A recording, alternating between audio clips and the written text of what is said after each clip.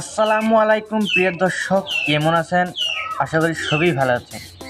এই ইন্ট্রোডাকশন দিতে দিতে আমি বহুত ভিডিও বানাইছি, কিন্তু আজ থেকে আর এই ইন্ট্রোডাকশন দিয়ে ভিডিও বানাবো না।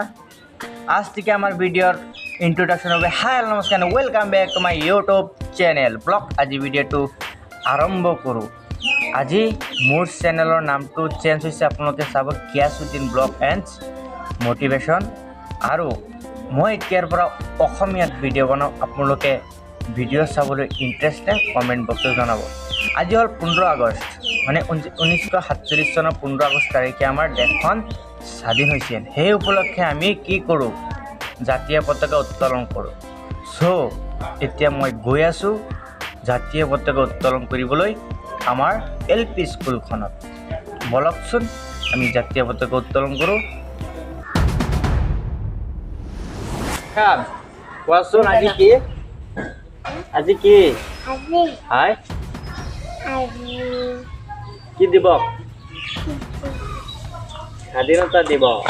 আৰু 15 আগষ্ট। सुभाष चंद्र बोस जी की, सुभाष चंद्र बोस जी की, सुभाष चंद्र बोस जी की, मौलाना अबुल कलाम आजाद जी की, मौलाना अबुल कलाम आजाद जी की, मौलाना अबुल कलाम आजाद जी की। ধন্যবাদ। এতিয়া আমি আমাৰ চাৰপাঞ্চ সম্পৰ্ক মুখৰ পৰা স্বাধীনতাৰ বিষয়ে দুআষাৰ শুনিবলৈ এনেকুৱা এটা পৰিস্থিতি আছিল যে আমি স্বাধীন হোৱা নাই। আজি আমাৰ ওপৰত মানে বিভিন্ন জাতি জনগোষ্ঠী বা চৰকাৰৰ পৰা অত্যাচাৰ হৈ আছে। এই অত্যাচাৰৰ মূল কাৰণ হৈছে আমাৰ এই যিখিনি মাইনৰিটি সম্প্ৰদায় বা আমাৰ যিখিনি মিয়া মানুহ বুলি কয়, ইয়াত মানে এইটো ওপৰত অত্যাচাৰ চলি আছে। তাৰ মূল কাৰণ হৈছে আমাৰ শিক্ষাৰ অভাৱ। কাৰণ বিভিন্ন জাতি জনগোষ্ঠী আজি বড়োসকল, কছাৰীসকল, কিমান মানে বড়ো জাতি আছে, তেওঁলোক আজি মানে বহুত জাতি কথা ক'ব পৰা হৈছে। তাৰ মূল কাৰণ হৈছে তেওঁলোক শিক্ষাৰ দিশত আগবাঢ়ি গৈছে। তেওঁলোকৰ চাকৰি বাকৰি আজি মানে প্ৰায় ঘৰে ঘৰে চাকৰি, কিন্তু আমাৰ কিয় এনেকুৱা অৱস্থা? তাৰ মূল কাৰণটো হৈছে আমাৰ মানুহখিনি শিক্ষা মানে আগ্ৰহ নাই। ল'ৰা ছোৱালীক মানে LP স্কুলটো যেনে তেনে পঢ়াই পেলাই তেওঁলোকে মানে পঢ়া এৰি দিয়ে। বিভিন্ন ধৰণৰ মানে নিবনুৱা হিচাপে বিভিন্ন ধৰণৰ সৰু সুৰা কামত লাগি থাকে। যাৰ ফলত আজি আমি উজনি অসমত পাইছোঁ শিৱসাগৰ, যোৰহাট, লখিমপুৰ, এইবিলাক অঞ্চলত আমাৰ মানুহক তেওঁলোকে কামত ধৰি আঁঠু কৰাই থৈ দিয়ে। তাৰ কাৰণ কি? তাৰমানে আমাৰ মানুহখিনি লেবাৰ কাৰণে আমাৰ মানুহখিনি ওপৰত তেওঁলোকে হাৰাশাস্তি কৰিব পৰা হৈ আছে। তাৰ মূল কাৰণটো হৈছে আমাৰ শিক্ষা নাই।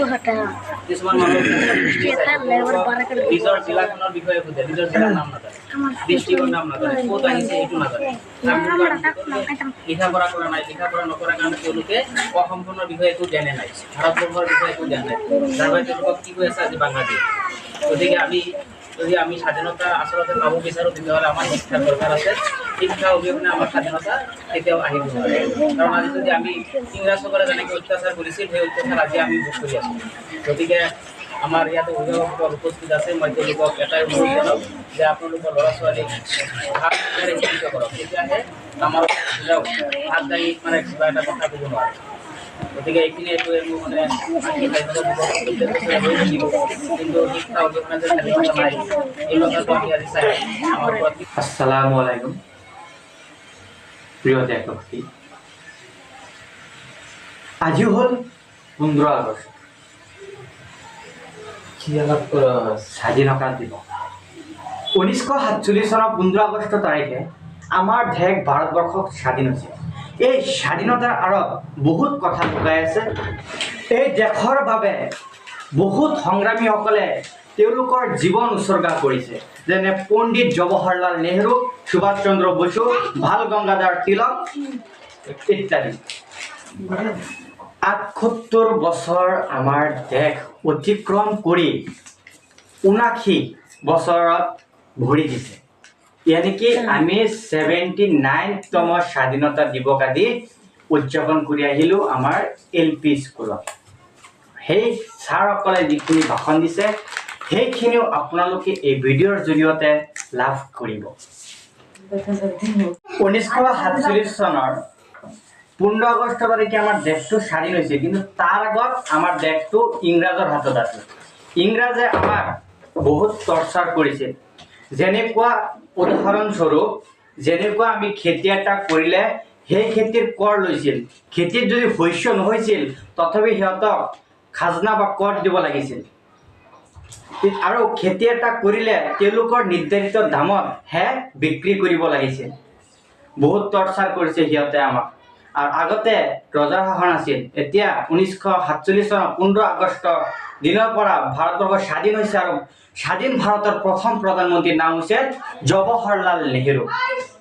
জৱাহৰলাল বৰ্তমান উত্তৰ প্ৰদেশৰ এলাহাবাদত 1889 চনত 14 নৱেম্বৰৰ দিনা জৱাহৰলাল নেহেৰুৰ জন্ম হৈছিল।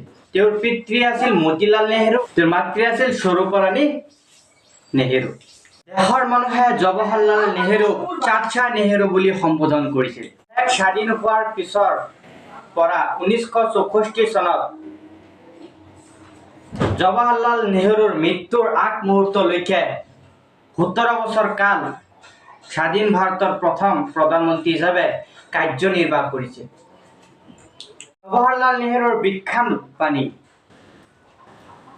আমি সদায় মনত ৰাখিব লাগিব যে আমি যিটো ধৰ্ম সম্প্ৰদায় নহওক কিয় আমি একেটা ভাৰতীয় জাতিৰ লোক। এয়া আমাৰ দুৰ্ভাগ্যজনক কথা যে আমাৰ কিছু সাম্প্ৰদায়িক কামে আমাক বদনাম কৰিছে। সেই দুষ্কৰ্ম নহওক কিয় সেইটো প্ৰকৃত কাম হ'ব নোৱাৰে। এজন নাগৰিকে দেশৰ হকে কাম কৰিব লাগে, দেশৰ সুনাম কঢ়িয়াই আনিব লাগে। এই সকলো অসমবাসী ৰাইজক আৰু ভাৰতবাসী ৰাইজক মোৰ ফালৰ পৰা 79তম স্বাধীনতা দিৱসৰ শুভেচ্ছা জ্ঞাপন কৰিলো। এণ্ড জয় হিন্দ।